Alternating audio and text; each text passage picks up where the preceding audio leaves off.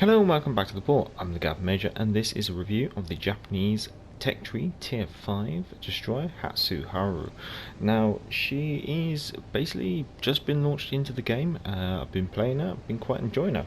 Now Hatsuharu is the lead ship of her class, which was a class of 6 destroyers which were built between 1931 and 1935.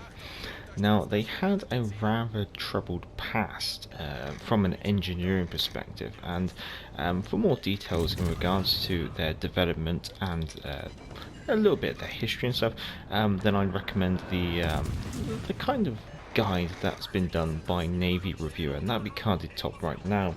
However, I should warn you, it is approximately about 12 minutes long, but it will also be on the end screen. So this is a tier 5 and 4 game, and we will do the shipping forecast once we've dispatched ourselves our enemy Fubuki.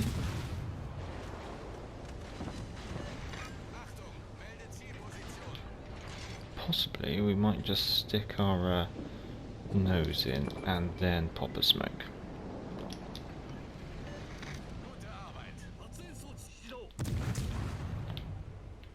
No, we should be alright. So just quickly going through the shipping forecast, obviously with the Fubuki, we've got Minakaze, Marblehead, Bedoini, Leander, Koenig, Bayern and New Mexico, and I've got a Koenig here. Now, some of you probably already noticed that I'm playing Japanese destroyers in a slightly strange way, is the best way to put it. So, Hatsuharu, in comparison to the other Tech Tree Tier 5 destroyers. Survivability, she has the lowest HP base. In fact, she also has the trait Fragile Modules, basically, which means that her engine modules and steering gears are suitably exposed, so are easily knocked out, so maybe Unstoppable or Quick Fix could be traits that you might want to consider. She's got average armor by the looks of it, so not exactly anything special in regards to armor. Artillery wise, she has 5 5-inch guns in 3 turrets. We've got 2 double turrets and then we have 1 single turret. So we have A turret's a double turret, and then we have Q turret, which is forward facing on the rear deck, I guess you could say. That's just a single mount, and then we have Y turret at the rear, which is a dual gun. Thankfully, the Koenig doesn't really seem to be paying too much attention to me, or using his secondary module either. Getting ourselves a nice cheeky little fire. So when it comes to the guns, she has the trait Pyromania. To be completely honest, I don't think that's the correct trait to say for these, and we'll go through why. Now, because the guns are 5-inch guns, it's pretty much the most common caliber at this tier. She's got an average number of guns of 5. She has the joint second slowest reload speed. Basically, it's joint with the Gaidi, and then faster than the Fubuki. So I guess in that respect, you are slightly more gunboaty. So close to dropping off detectability from that Marblehead, I might as well just make a run for my detectability.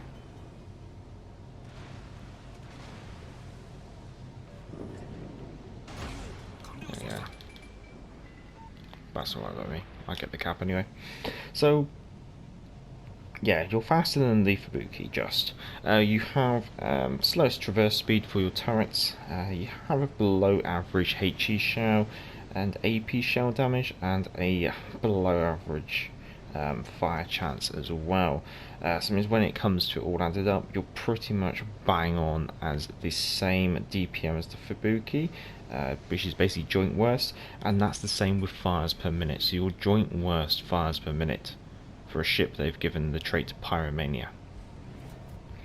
Torpedoes. She has 2 triple launchers, and these are exactly the same as the Fubuki's, well, except you only have 2 triple launchers, whereas the Fubuki comes with 3 triple launchers, so bear that in mind. So it means when I'm going through these stats, pretty much put the word joint in front of it all, because the Fubuki's the same.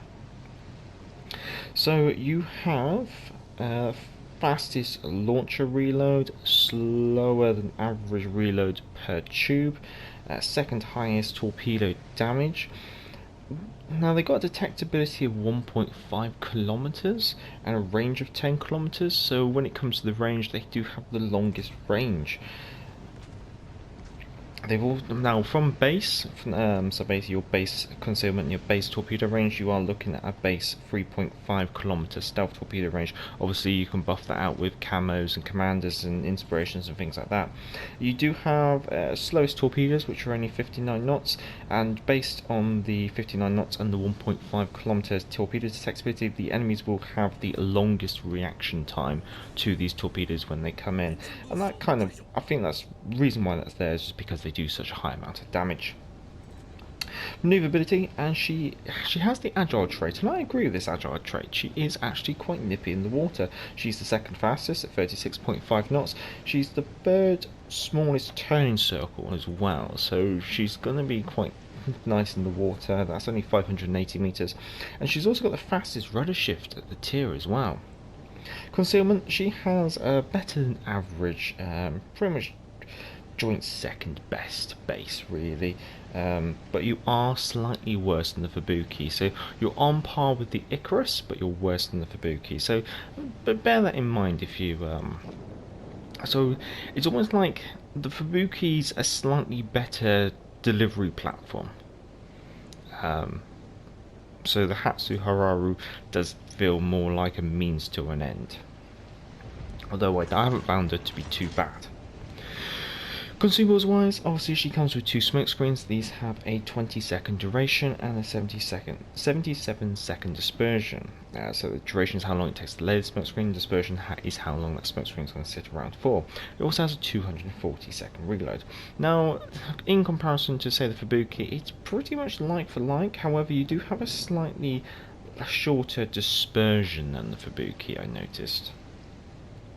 Going on to the engine boost, you get two of those. They increase your speed by 8% for 120 seconds, and this has a 180-second reload.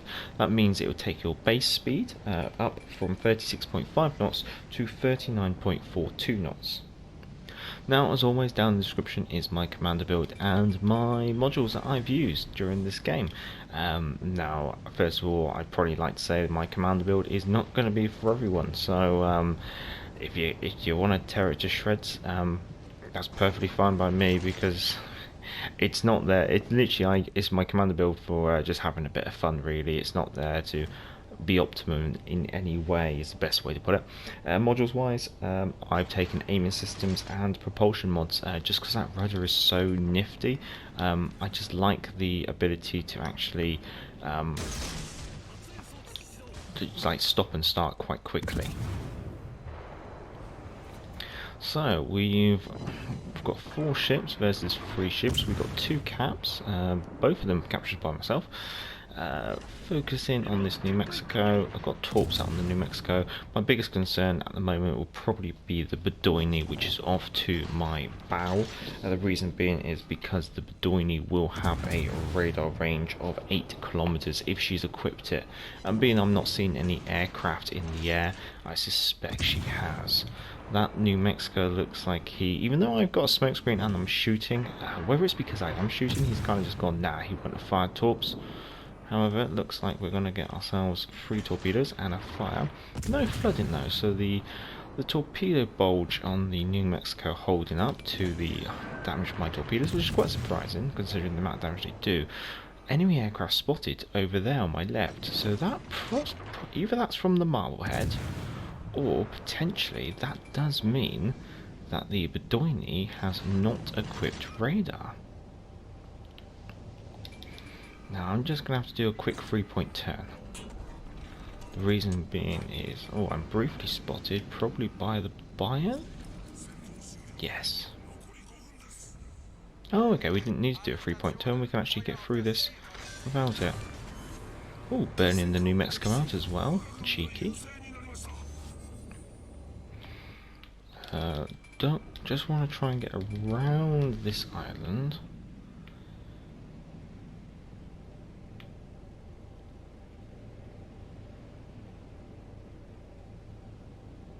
Put it one there.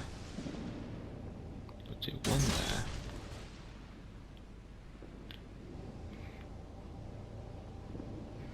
And to be honest, he's so low on health, it's worth just having a punt and seeing if we can just get rid of him.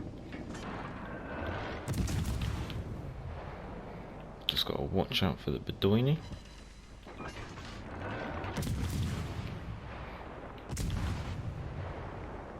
Now, amusingly, because you're rudder shifting your very tight turning circle, you can actually out-turn your turrets when you're at close range, so always bear that in mind if you do decide to play gunboaty.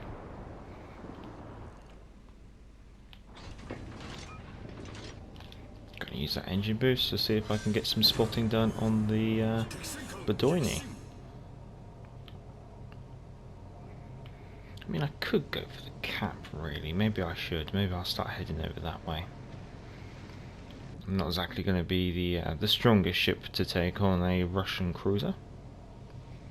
So, as some of you may have noticed from her general looks, looks very familiar. In fact, she looks very similar to the Udachi. Obviously, she's the predecessor to the Udachi in terms of engineering and development. However, you can see how she's the basis of what then became the Udachi class afterwards. That intriguing turret arrangement at the rear where you have one double and one single turret back to back. It's quite an interesting one. It does mean that obviously kiting towards an enemy, you'll be able to bring 3 guns on target, but kiting away you've only got 2 guns on target. Now, the reason why the turrets are like that is simply because, from an engineering point of view, it was to save weight. You'll notice that if you do watch the technical guide, that these destroyers were very lightweight, hence why they had some engineering problems. So only 55,000 damage while doing the review, not too bad when I'm reading out of a book. 105 hits on target from my main guns, 4 torpedo hits, 2 kills, 4 fires. Bearing in mind she's got the Pyromania trait. I don't agree with that. The agile trait and the fragile modules, fragile technology kind of traits to kind of do suit it, I guess you could say. Going on to the teams, okay, fair enough. Going on to the economy, made myself a nice pretty penny, which is fair enough, especially for a tier 5 ship. Well, all in all, if you have enjoyed this review, feel free to give the video a thumbs up. If you enjoy this kind of content, feel free to subscribe, and if you already are a subscriber, I'd say thank you very much, guys, for your continued comments, support and contributions to the channel. As always, down in the description is the commander build and the modules used during this game, also the email address for the channel should you wish to send in your own game captures for the Sea Trials and Amateur Report community content spotlight videos that we do on a Monday. Do you have any good games in the new Japanese destroyers itself? I'd be much obliged to see them. Also down there is the link to Patreon should you wish to support the channel, because obviously it is a non-monetized channel and never will be monetized. Until next time, I'm the Captain Major, and back to the port.